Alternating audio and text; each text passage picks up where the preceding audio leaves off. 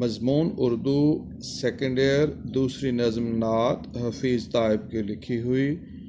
خوش خصال و خوش خیال و خوش خبر خیر البشر، خوش نیاد و خوش نہاد و خوش نظر خیر البشر، دل نواز و دل نشین و دل پذیر و دل کشا، چارہ ساز و چارہ کار و چارہ گر خیر البشر۔ حضرت محمد مصطفیٰ احمد مجتبیٰ امام الانبیاء خیر الورا احسن ترین رویوں کے مالک ہیں۔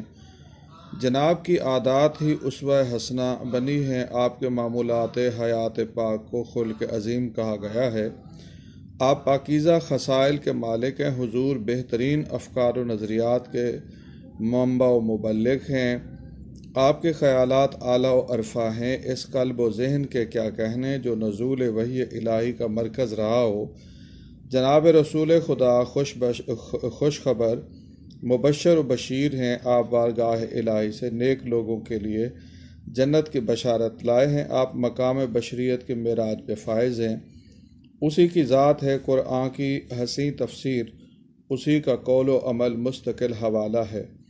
ہمارے پیارے نبی اکرم صلی اللہ علیہ وآلہ وسلم عرب کے انتہائی باوقار خاندان سے تعلق رکھتے ہیں۔ سرزمین عرب کے معروف قبیلے قریش کی نجیب و موحد شاخ خاندان بنو ہاشم سے جناب کا تعلق ہے۔ آپ کے جد امجد میں حضرت ہاشم تھے جو بڑے مہمان نواز اور خدا ترس تھے۔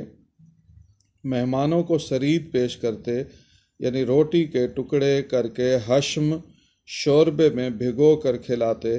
بیت اللہ کے کنجی بردار، خدا کے گھر کی صفائی کرنے والے اور وہاں آنے والے زائرین کو کھانا کھلانے والے اور رہائش عطا کرنے والے، آپ کا خاندان بنو ہاشم انتہائی عظیم اور باعظمت اور ان کے با کرامت ہونے کی گواہ قرآن مجید جیسی کتاب ہے۔ آپ خوش نہاد، ہنس مکھ، صاحب جمال، نظر کرم والے، نگاہ رحمت والے سید البشر ہیں۔ تیری صورت، تیری سیرت، تیرا نقشہ، تیرا جلوہ، تبسم، گفتگو، بندہ نوازی، خندہ پیشانی۔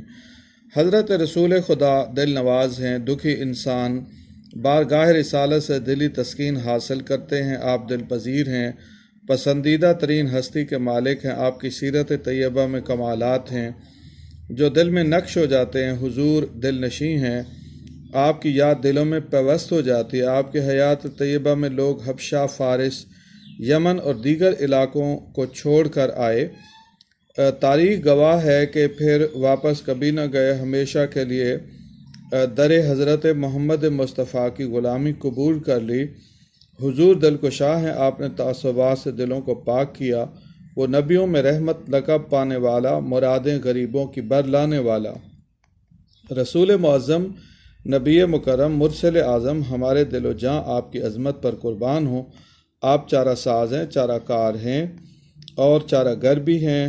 لوگ آپ کی بارگاہ میں اپنے مسائل لے کر آتے اور کسی آیت کریمہ یا حدیث طیبہ سے مسائل کا حل لے کر جاتے۔ آپ کی چارہ سازی صرف انسانوں تک محدود نہ تھی بلکہ پرندے اور جانور بھی رحمت دو عالم سے فیض پاتے تھے۔ یہ چشمہ خشک نہیں ہوا، فیض رسانی کے لنگر آج بھی جاری ہیں۔ اسوہ حسنہ پوری آب و تاب کے ساتھ موجود ہے۔ جس نے پریشانیوں کا حل حاصل کرنا ہو، سیرت طیبہ، طب نبوی اور خلق عظیم موجود ہے۔ کردار کا یہ حال، صداقت ہی صداقت، اخلاق کا یہ رنگ کہ قرآن ہی قرآن۔